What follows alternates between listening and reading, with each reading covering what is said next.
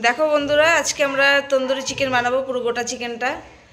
তার জন্য চিকেনটাকে কেটে ধুয়ে উপর দিয়ে কাট কাট করে মানে করে নিয়েছি, দাগ দিয়ে নিয়েছি যাতে মশলাটা ভালো করে ঢোকে। তো এখন ম্যারিনেট করা হবে। ম্যারিনেটের জন্য আগে দিয়ে দেওয়া হবে টক দই।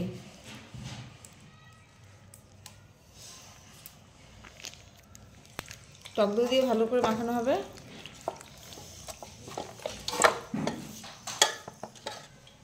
দিয়ে দেবো স্বাদ মতো লবণ,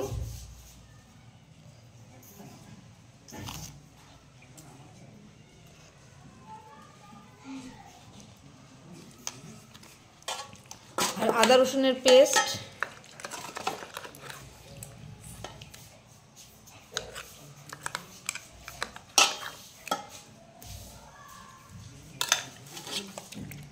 আর দিয়ে দেবো হলুদ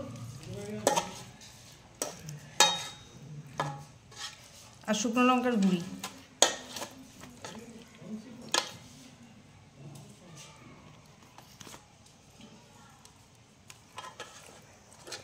এবার ভালো করে এটাকে মেখে নেব।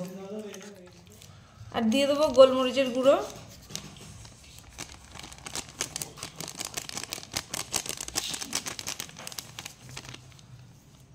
আর তন্দুরি মশলা।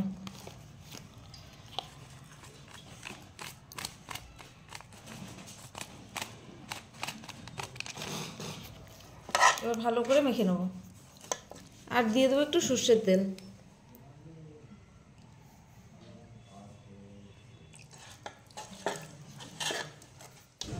সব মশলা মাখিয়ে নিয়েছি।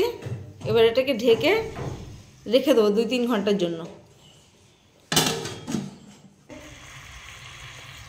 তো আমাদের ম্যারিনেট হয়ে গেছে অনেকক্ষণ। তো কড়াইটা যে গরম হয়েছে, সাদা তেল একটু দিয়ে চিকেনটা দিয়ে দিয়েছি।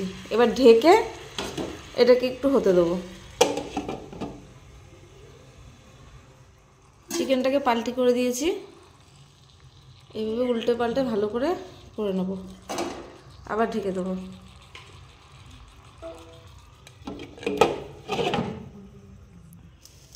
চিকেনটা আমাদের সিদ্ধ হয়ে গেছে। এবার আগুনে সেঁকে নেব, তার জন্য দিয়ে দিলাম। এবার এইভাবে উল্টে পাল্টায় একটু যাতে পোড়া পোড়া দাগটা আসে, তার জন্য এটাকে ভালো করে সেঁকে নেব। এবার একটু বাটার মাখিয়ে নেব, যেহেতু গরম আছে। বাটারটা গড়ালাম না, এইভাবেই বাটারটা ডলে দিচ্ছি। আর ব্রাশটাও আমাদের খারাপ হয়ে গেছে, বাটার ব্রাশ করার নেই, তো এইভাবে একটু বাটার দিয়ে নেব। আমাদের তন্দুরি হয়ে গেছে, নামিয়ে নিয়েছি। একদম কালারটা দেখো, একটু লাইট, একটু সন্ধ্যে রাত হয়ে গেছে তো একটু কালারটা ঠিকঠাক দেখাতে পারছি না হয়তো, তাও চেষ্টা করছি দেখানোর জন্য। এবার এর উপর লেবু রস দিয়ে তারপরে খাওয়া হবে। লেবু রসটা দিয়ে দিচ্ছি ভালো করে।